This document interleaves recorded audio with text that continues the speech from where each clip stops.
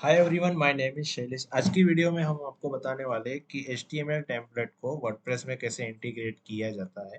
जैसे कि हम अगले वीडियो में डिस्कस किए थे कि कस्टम थीम कैसे क्रिएट किया जाता है, तो आज हम देख लेते हैं कि HTML को कैसे इंटीग्रेट किया जाता है। तो सबसे पहले हम एक वर्डप्रेस डाउनलोड कर लेंगे wordpress.org से। सेकंड, हम लोकल होस्ट में local.php माई एडमिन में हम एक डेटाबेस क्रिएट करेंगे, WP आर्किटेक्ट।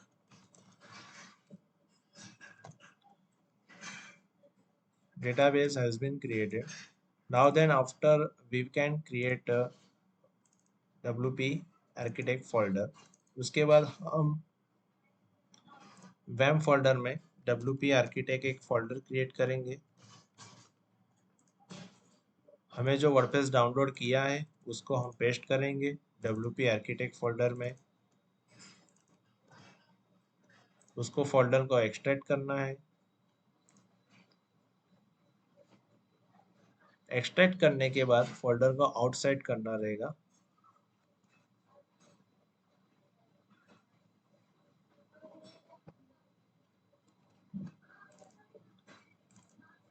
इसको कॉपी करना है और फोल्डर को एक्सट्रैक्ट करना है रूट डायरेक्टरी में।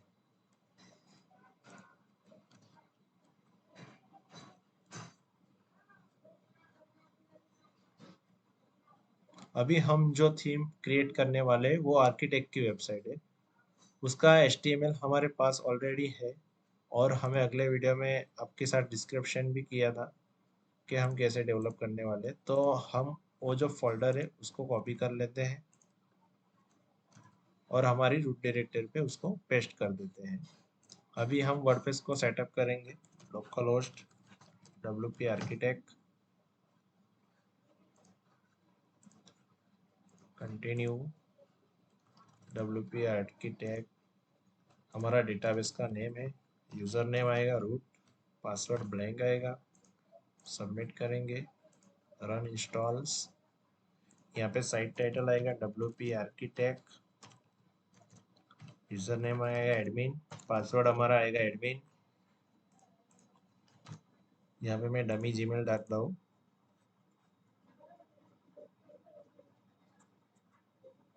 यह हमारा वर्डप्रेस सेटअप हो गया है। तो वर्डप्रेस हमारा ऑलरेडी सेटअप हो गया है। तो वर्डप्रेस में हम जब नॉर्मली जनरली जो सेटिंग होता है वो हम कर लेते हैं। जैसे कि परमालिंक सेट करना रहता है, प्लेन का, डे का, मंथ का, तो हम बाय डिफॉल्ट पोस्ट कर देते हैं। यानी कि हमारा जो स्लग है वो हमारा आईडी में नहीं आएगा, स्लग में आएगा। सेकंड थिंग है कि हमें रीडिंग रीडिंग में हमें पेज सिलेक्ट करना रहता है। तो हम एक सिंपल पहले एक प्लगइन यूज़ कर लेते हैं, क्लासिक एडिटर। ये जो क्लासिक एडिटर प्लगइन है वो एक गुटनबर्ग के अभी जो नया डिज़ाइन है उससे ओल्ड वाला डिज़ाइन आता है। यानी कि आप अच्छे से वहाँ पे post type, custom post type आपके आप यूआई देख सकते हैं। जैसे कि मैंने अभी इंप्लोड कर दिया है, इंस्टॉल भी कर दिया है प्लगइन को। अभी हम वहाँ पे जाके एक पेज क्रिएट करेंगे, होम पेज। होम पेज हमें पब्लिश करना है। नाउ देन हमें एक थीम डाउनलोड करना है, स्टार्टर थीम। वो अंडरस्कोर डॉट कॉम से लेना है। ये एक स्टार्टर थीम है। अगर आप कोई भी वर्डप्रेस में कस्टम थीम बनाना चाहते हो तो आप यहाँ से डाउनलोड कर सकते हो। WP आर्किटेक्ट हमने क्रिएट किया है, लेकिन underscore.com जो वेबसाइट है उसके ऊपर जाके आप इजीली डाउनलोड कर सकते हैं। यहाँ पे मैंने डाउनलोड कर लिया है। WP आर्किटेक्ट थीम है, कंटेंट फोल्डर में उसको पेस्ट करना है। थीम फोल्डर में थीम को एक्सट्रैक्ट करना है।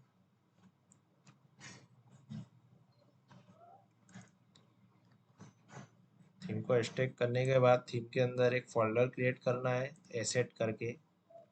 यहाँ पे जो भी हम HTML की जो CSS JS यूज़ करेंगे उसका फोल्डर आएगा। हमने HTML ओपन किया है, HTML के अंदर JS, इमेज और CSS चारों फोल्डर को कॉपी करना है और हमें जो आर्किटेक्ट थीम क्रिएट किया है वहाँ जाके एसेट फोल्डर में उसको पेस्ट करना है। ओके, नाउ अभी विजुअल कोड ओपन करते हैं हम। विजुअल कोड में प्रोजेक्ट ओपन करते हैं। सी ड्राइव में WAMP64 www हमारा प्रोजेक्ट का नाम है, WP architects. Select folder, open कर लिया है हमें प्रोजेक्ट को। थीम पर हमने डाउनलोड कर लिया है।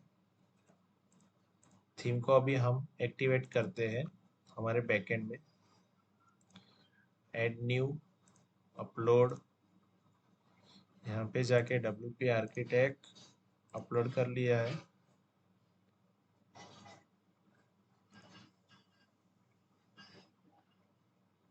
थीम ऑलरेडी हमें एक्टिवेट कर दिया है और यहाँ से हम वापस किया, ओवरराइट हो गया है। कोई बात नहीं, हम वापस जाके वापस फोल्डर क्रिएट कर देंगे। थीम हमारी आर्किटेक्ट है, यहाँ पे हम वापस जाके एक फोल्डर वापस क्रिएट कर देंगे एसेट का, क्योंकि वो ओवरराइट हो गया है। एसेट, एसेट में जाना है।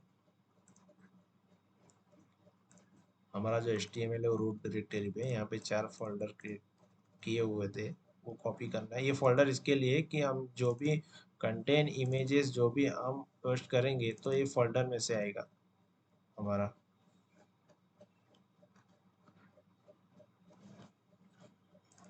एसेट फोल्डर में से आएगा। इसको हमें पेस्ट कर दिया है। अब हम यहाँ पे देखते हैं कि हमारा थीम के अंदर पूरा डायरेक्टरी स्ट्रक्चर प्रॉपर है। CSS है, फॉन्ट है, इमेजेस है, ओके, JS है। अभी हमने थीम तो एक्टिवेट कर दी, लेकिन थीम के ऊपर आप देख रहे हो ये स्क्रीनशॉट है, तो ये थीम के ऊपर नहीं है, तो हमें उसको स्क्रीनशॉट भी एक लगाना होगा। तो हम पिक्साबे पे जाएंगे। यहाँ काफ़ी सारे हमें फ्री में इमेजेस मिलेंगी। यहाँ पे हमें इंटीरियर डिज़ाइन करके सर्च करना है, जाकि अपना जो प्रोजेक्ट है वो इंटीरियर डिज़ाइन आर्किटेक्ट रिलेटेड है। तो हम यहाँ पे एक इंटीरियर डिज़ाइन सिलेक्ट सर्च करेंगे और उसकी एक इमेज हम फाइंड करके ऐड करेंगे।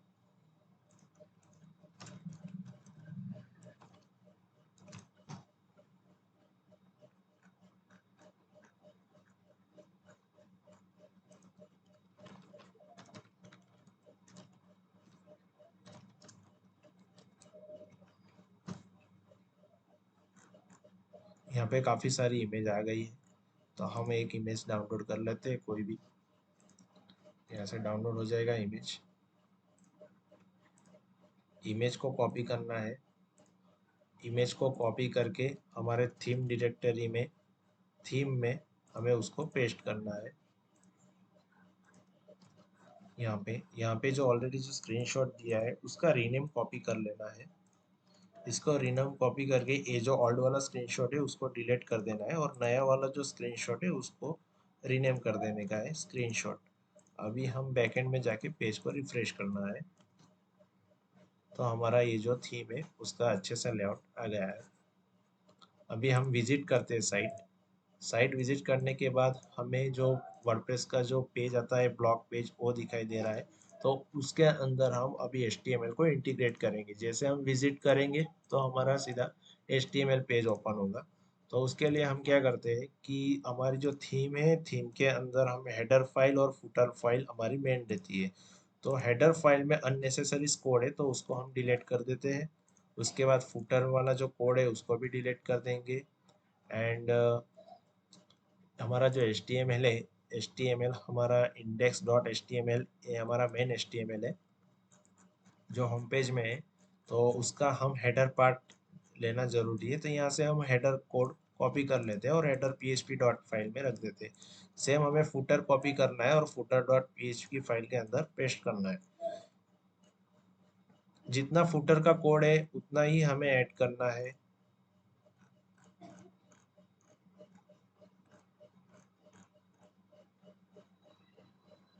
ये मेन फुटर क्लास है, ये मैंने कॉपी कर लिया और यहाँ पे पेस्ट कर दिया।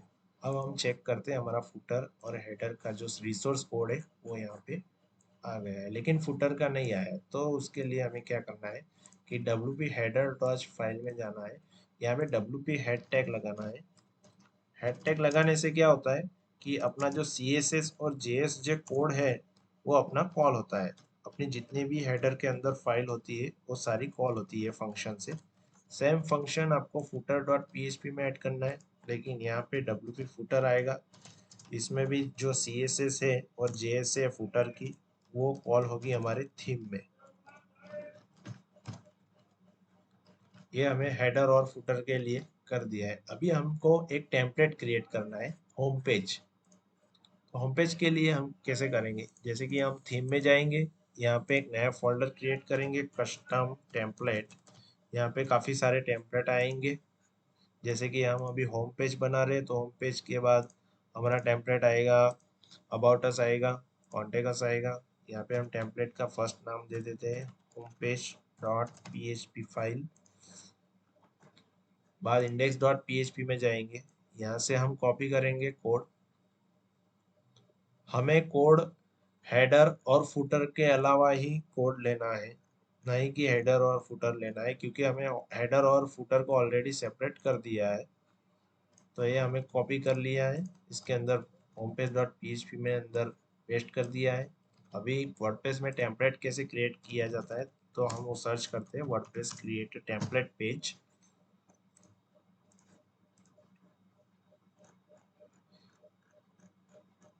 यहाँ पे एक फंक्शन है PHP टेम्पलेट एग्जाम्पल करके, वो कॉपी करना है और ये हमें टेम्पलेट फाइल के अंदर पेस्ट करना है, और इसका रीनेम हमें चेंज करना है होम पेज। अभी हमने टेम्पलेट तो बना लिया राइट, तो टेम्पलेट को असाइन भी करना होगा। तो हमें बैकएंड में जाके एक पेज क्रिएट किया है होम पेज, तो होम पेज में जाके हम इसको टेम्पलेट को असाइन कर देते हैं होम पेज, अपडेट कर देते हैं। अभी हमें होम पेज भी बना लिया, असाइन भी कर दिया, उसके बाद हेडर और फुटर को भी हमें उसके साथ अटैच करना है। तो हम PHP टैग में उसको टाइप करेंगे गेट हेडर। गेट हेडर से क्या होता है कि हमें जो हेडर डॉट PHP फाइल बनाई है उसका कोड हमें यहाँ पे कॉल बैक होता है, और सेम यहाँ पे फुटर में लास्ट में फुटर का कोड ऐड करना रहता है गेट फुटर। यानी कि यहाँ पे footer dot PHP file code होगी, और ऊपर जो है वहाँ पे header dot PHP file call होगी। तो और हम एक बार देख लेते हैं साइट मैप कैसा है। यहाँ पे हेडर हमारा कॉल हो गया है, फुटर भी हमारा कॉल हो गया है, और जो होम पेज का जो सेक्शन है वही भी हमें दिख रहा है। तो अभी हमारा टोटली HTML का रिसोर्स कोड तो आ गया है, लेकिन अभी जो हमारी इमेजेस है CSS है वो नहीं आ रही है। तो उसके लिए हमें वर्डप्रेस में एक फंक्शन है स्टाइल शीट डायरेक्टरी URI।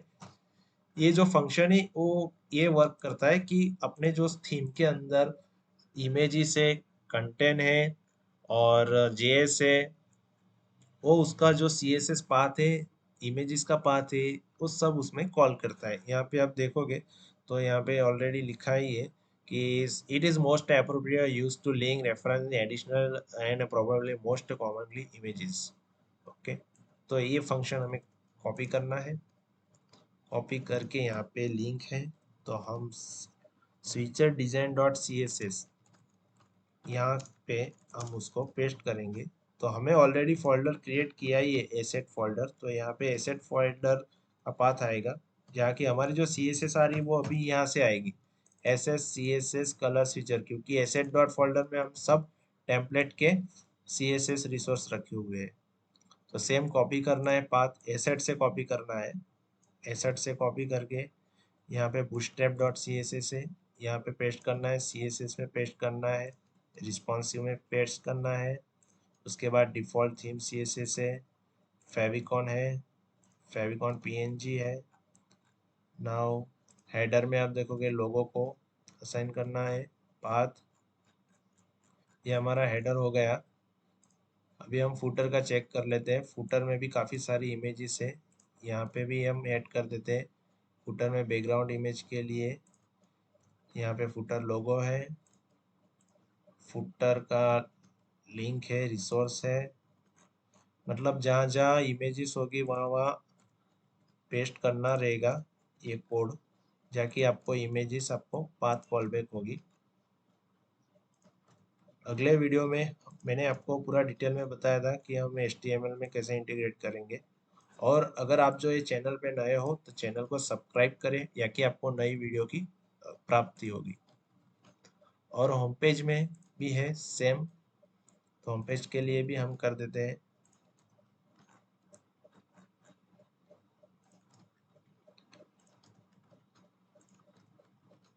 अगर आप कोई पाथ गलती से स्लैश आप मिसिंग हो गया तो आपकी इमेज वहाँ पे दिखाई नहीं देगी, क्योंकि आपका पाथ और रिसोर्स गलत होगा।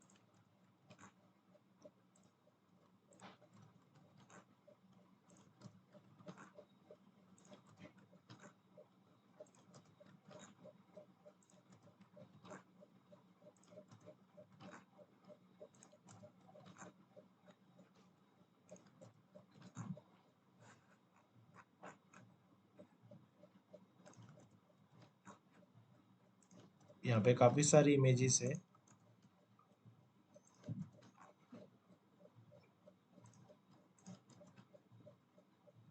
अब हमने काफ़ी सारे सेक्शन में पाथ ऐड कर दिया है, तो हम एक बार चेक कर लेते हैं कि हमारा होम पेज कैसा दिख रहा है।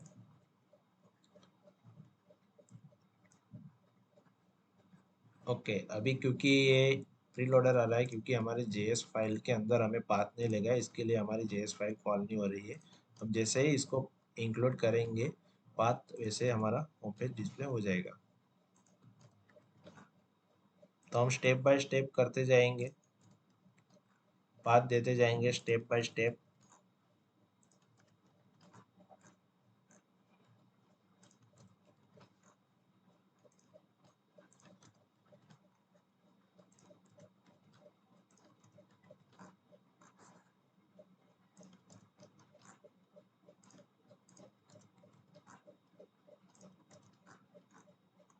यहाँ पे हमारा होम पेज लास्ट सेक्शन है, वो अभी ख़त्म हो गया है।